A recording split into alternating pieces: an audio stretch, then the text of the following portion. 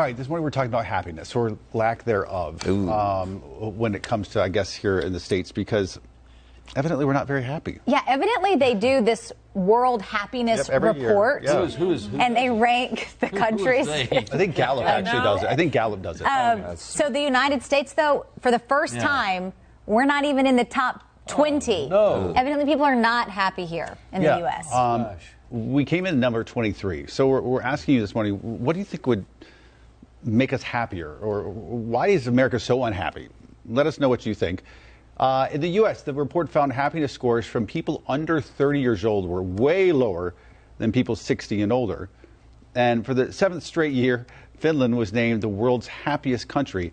Consistently, every year this report comes out, Scandinavian countries specifically. Finland, Sweden, Norway. Yeah. Denmark, they all are very happy places typically. So I was reading this article online about how they asked people in Finland what makes them so happy, and they talked about healthcare, education, the economy, human rights, democratic governance, and culture of volunteerism. High levels of trust and freedom also explain their happiness. And they're kind of isolated from the world. That's the other that thing. probably helps. They're very isolated, and but that's okay if they're happy. Yeah, and just looking at that list, there's a lot of countries I'd love to go to, too. Yeah, so I like Sweden. Iceland, I've heard great things about. Oh, I had friends who were just there, and they had to, they literally left right before the volcano. Yeah, it's a bad time to be in Iceland right now.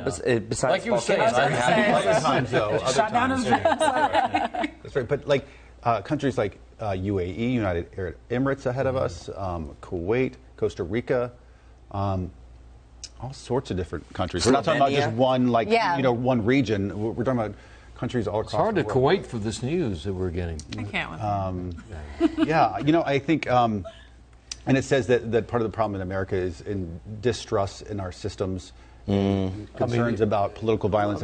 Well, look at the whole situation in politics. I mean, that right there has made people on both sides, on all sides, not very happy. Yeah, and I think it's a relatively new phenomenon in the last 10 or 15 years. I had a conversation recently, and I think this plays to that, is that I feel like in the last 20 years, America has pulled out of some of our foreign entanglements, in which most people think that's a good thing. But I also feel like with our relative prosperity and without any wars, it's one of those things of where like you turn on each other. Oh, totally. and without a common enemy outside of the U.S., we have started like a sort of polarization and bickering. You think back to 9/11. That's what I was going to say. That's the example, 9/11. After September 1st, and they brought everybody together. We are American. Example. And now, we're kind of a That's why I said divided. 20 years. That was the reason, was because we all rallied behind a cause and we're proud to be American and things like that, even though it was, of course, a tragedy.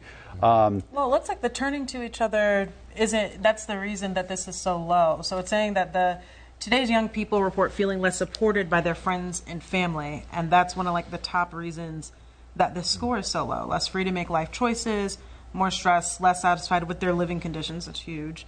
And that's what they're saying is the top reason as to why this is such a steep drop. So the drop is 3 points at least, because we're number 23. The ironic part of this is, if you take a look at the past 20 years, it's the age of social media. And the unhappiness level has gone down. And we've heard the stories about what social media is doing to younger people. And I think that all combines together. John Kelly literally just chimed in as you were saying that, and he said, I think a lot of it's attributed to social media. It's one big social experiment that we do not fully understand how it's rewiring young adults' minds. I also believe it's not having a work-life balance, which I think we saw, too, with the pandemic. A lot of people realized they wanted to work from home. They wanted to spend more time with their family. They didn't want to spend all their time. What is the saying? It's you work to live, not live to work. And I think if you go back to those Scandinavian countries, a lot of them have a much better work-life balance. Yeah. Absolutely. They do have universal health care, so that's not a concern. So I think those things play a factor. As far as the social media, you guys know how I feel about this. People end up comparing themselves to everybody else all day long, 24 hours a day. Oh, he has that. Oh, she has that. And it's horrible. And I think especially for younger adults, talking about people in their 20s, I mean, I was miserable in my 20s because I made no money. I was moving, to different places, And you weren't dealing with social media like we are now. No, exactly. I wasn't dealing with social media, and I had an expectation that things were going to get better. You know, I'm the same way. There was a certain naivete you had. Yeah. You know, you didn't have any money. You were struggling, living in not the best conditions. Oh, horrible. But still relatively happy, considering. There's always something to look forward to. Not to compare, like you say, oh, look what he has, look what they have. Yeah. That's unfortunate today. You're like living here instead of you're living here. And since the pandemic, there's more stress than ever. Just look at your grocery bill. There's so many things that weighed on it, and then if you want to go to one of the biggest things, the United States is out of control as far as mass shootings go. So people are more fearful about different things. There's so many things that are going wrong in this country that people are worried about that they weren't doing it in 2021 that you had here. Because 2021, our biggest concern after the pandemic was pretty much our own livelihood, our health, making sure everything that. So I think now we've really just digested it since the last time that we did this study.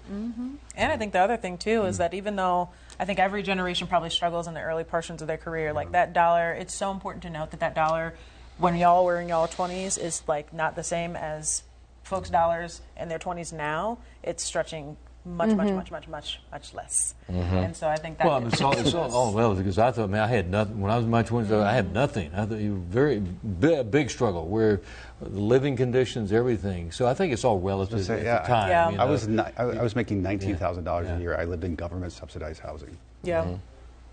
That's how much I made my first job. Yep. I was about to say, but that's to that point, though. I mean, even though the wage is growing, and we talk about this all the time, wages they're not keeping up with the inflation of products. So that's what I mean, is that every report shows us that the money, even though the dollar amount is lower, when you go further back, when it's compared to the cost of everyday goods, it's more could get you could get more back then than you can now.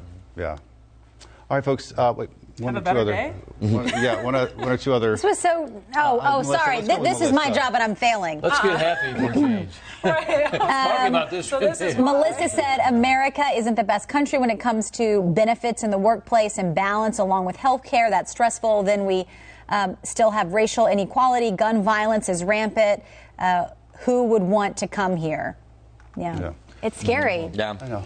Well, on that positive note, go to Finland? I know. Yeah. Let's go. We're going. I want to say one quick shout out. My favorite teacher ever, Miss Kallio, was Finnish, and she was so joyous, and she had a dog named Kanunu. So I'm all aboard. Let's go. I like her. I like that. Kanunu was her dog name. Yeah. I like that. Very nice. Very nice. That's a happier term. That is. Hi, Miss Kallio. You're totally not watching. I hope you're well. All right, folks, chime in. Let us know what you think. We'll see you back here tomorrow morning.